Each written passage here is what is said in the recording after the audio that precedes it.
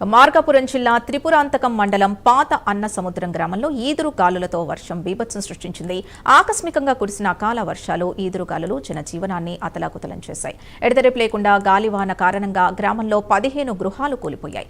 పాత ఇళ్ల గోడలు పైకప్పులు ఒక్కసారిగా కుప్పకూలడంతో అక్కడ నివసిస్తున్న కుటుంబాలు భయాందోళనకు గురయ్యాయి.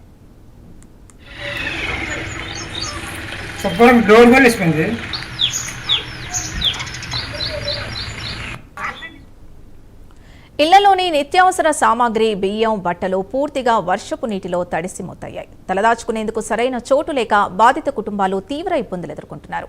వర్షాల భయంతో గ్రామస్తులు రాత్రంతా నిద్ర లేకుండా గడిపారు. మరికొన్ని ఇళ్లు కూడా కూలిపోతాయేమోనన్న ఆందోళన గ్రామంలో నెలకొంది.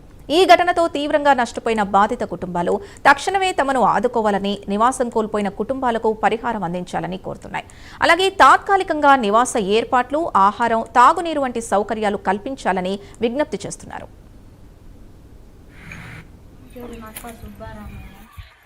మార్కాపురం జిల్లా త్రిపురాంతకం మండలం పాత అన్నసముద్రం. రాత్రి వచ్చిన వాన వర్షం వల్ల మా ఇల్లు అంతా కూలిపోయిందండి. మా నాన్నకి మేము 4 పిల్లలమండి. 4 నైట్ ఎక్కడ పడుకున్నామండి. గదవాన వల్ల రేకులన్నీ వచ్చి కింద పడిపోయాయండి. మాకైతే చాలా భయం వేసిందండి.